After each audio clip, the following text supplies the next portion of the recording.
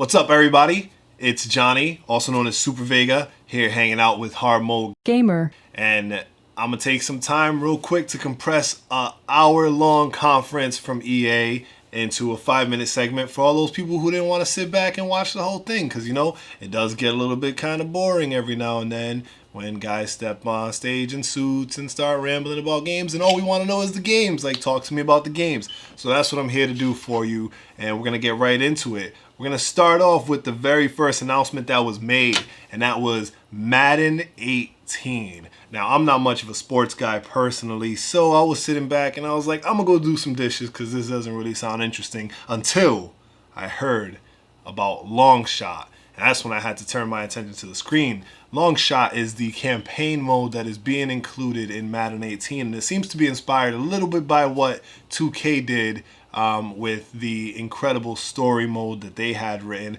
I'm drawing a blank on who exactly wrote that, but hashtag only the facts. So what can we do? So for those of us who are really interested in Madden and playing some football, it seems like they're going to have a very deep intertwined story mode that goes along with the game, and it's very reminiscent of we could say like Friday Night Lights. I'd even go as far as saying there's probably an actor or actress in the game story mode from Friday Night Lights, because that's kind of the type of money EA has and what they do. So I hope you guys are looking forward to that. And then they went on from Madden and said, you know what, let's completely switch gears and talk a little bit about FIFA. I know that's not really switching gears much because they went from sports game to sports game, but what could you expect? I mean, it's EA. One of their biggest powerhouses is their sports division, and that's kind of what they do. So they, for some reason, took some time to compliment Cristiano Ronaldo a lot. About how good he looks, and I found that a little strange personally because it's a gaming company. Not sure why we're checking him out, but it is what it is, and I must agree he does look fantastic in spandex and mocap equipment. So that was pretty interesting. Again, not really much of a sports guy unless it's baseball, and we know EA doesn't do baseball, so that wasn't really there for me. However, FIFA does look like it has some interesting redesigns to its graphics engine, and they did touch base a little bit on the Nintendo Switch features that it's going to have. So it does seem like it's going to be a scaled down version of what we're getting on the home consoles. However, it's not getting rid of all of the features or really losing out on everything that FIFA 18 is going to have to offer on home consoles. Or let me not say home consoles, because the Nintendo Switch is a home console. We just use it more as a portable because that seems to make more sense. I actually think I said those out of order because it was actually Battlefield 1 DLC that they talked about right after Madden. But it's okay because I have my notes here, and to be honest, it was pretty interesting because they showed off some new DLC, which is pretty cool.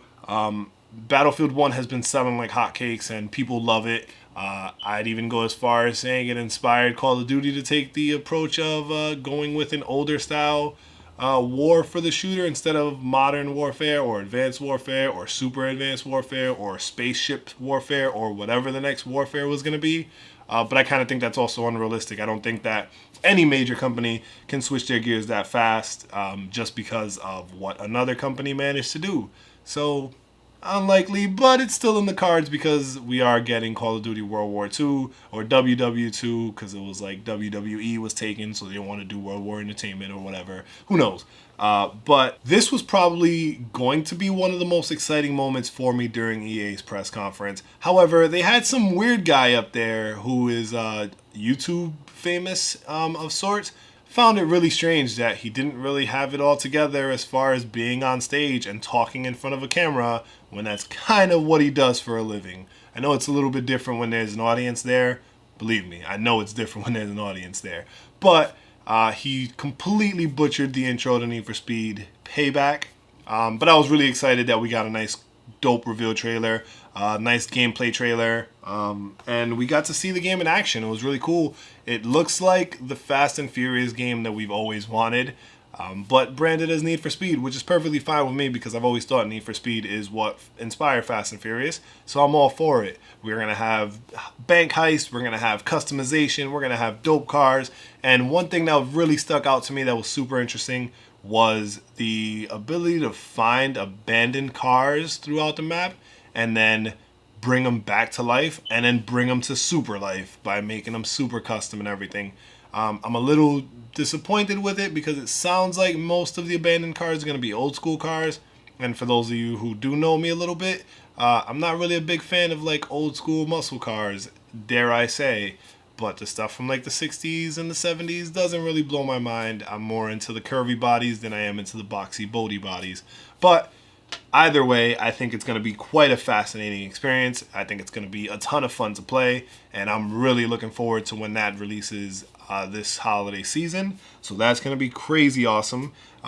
Now, this next game was probably the biggest surprise and by far my favorite part of the conference. Hands down, no questions asked. It goes to A Way Out, developed by the same team who gave us Brothers: A Tale of Two Sons. Now, what's really interesting is that it seems as though the entire team abilities just enhanced out of nowhere. They just oh, we can do Tale of Two Sons, and then we're just gonna explode and do A Way Out, which is much better designed graphically. It looks cooler, looks nicer, has couch co-op, which is the most fascinating thing possible. For those who don't know, couch co-op is a thing from when I was younger, because I'm a little bit older now as a gamer, but you could sit back right next to your friend and take advantage of how many controls you had. You even had special devices called multi-taps for PlayStation that you had to buy in order to get more than 2 controls, and now my console supports up to 8 controls, and every game I play is online multiplayer, and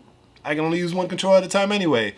However, A Way Out is breaking that barrier and saying, no, we are done with that, and we're going back to the time where inviting your friend over to play video games meant inviting your friend over to play video games and not watch you play video games. A Way Out seems to be a crime-based, story-driven action-adventure game with a whole bunch of plot and plot twists and puzzles to explore and really intricate stuff that they talk about.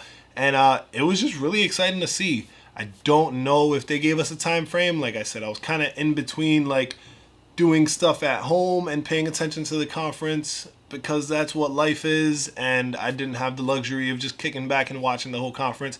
But it's cool because EA appreciated me watching the conference. You can check my Twitter. They wrote back. They were like, hey, we love that you stuck around all the way till the end, which I'm going to keep getting to, even though I wasn't super thrilled with the end. But you know what? To each their own, right? What can you do? What can you? You can't be mad at me for trying.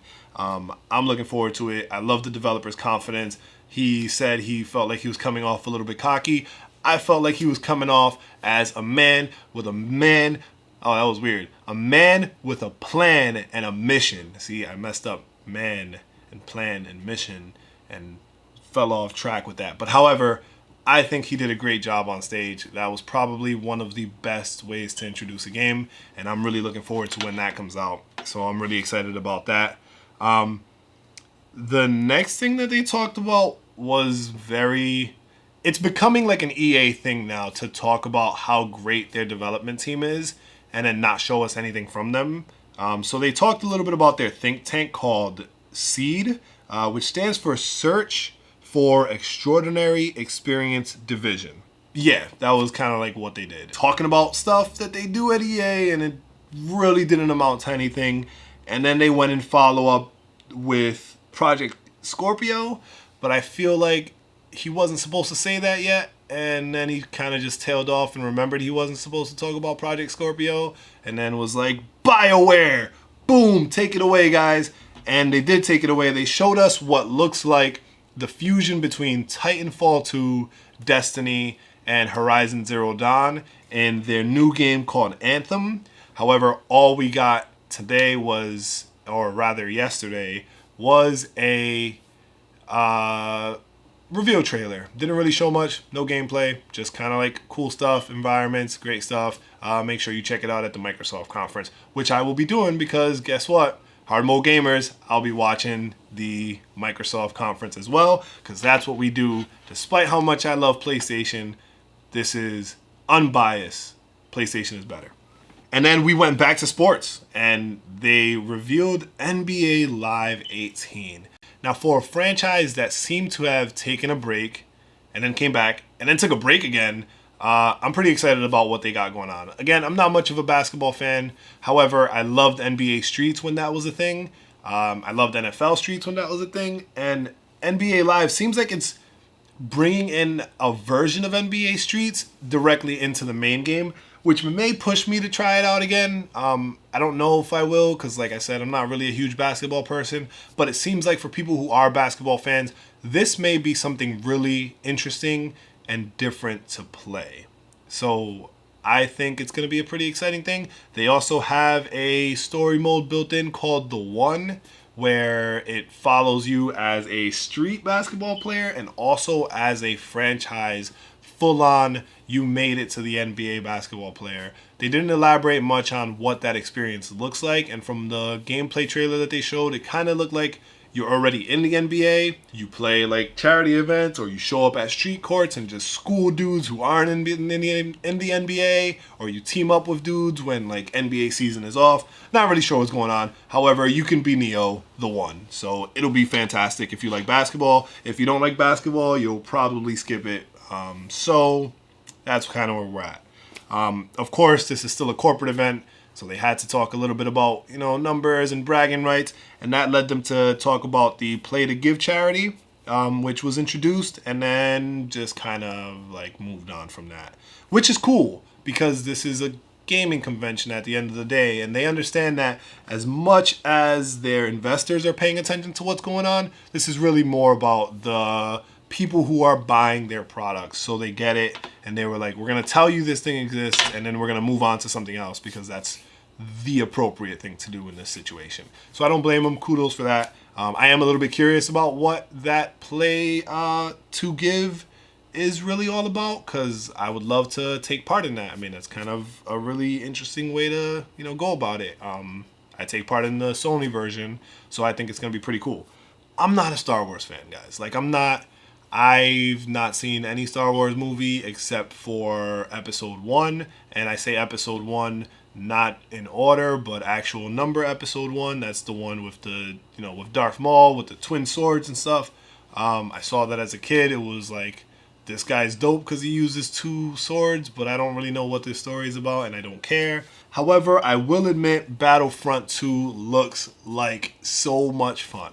And I say that coming from a position where I absolutely hated Battlefront 1. It meant nothing to me. I played it a couple times at different friends' houses, and I just couldn't get into it because, again, it was a lot of fanfare and a lot of stuff that really catered and mattered to the fans of the franchise. And if you weren't a fan of Star Wars, that game meant nothing for the most part. But it's okay, because Battlefront 2 looks a lot more interesting and it looks more fun. I mean, that's, depending on how you look at Battlefront 1. Like, if you found Battlefront 1 to be really fun, then maybe it's the same amount of fun. Who knows? I was a little disappointed, though, because I'm a big single-player experience person, and as exciting as it was to see the beautiful Janina, I do not want to butcher her last name, on stage, that was not enough for me as far as talking about single-player experience.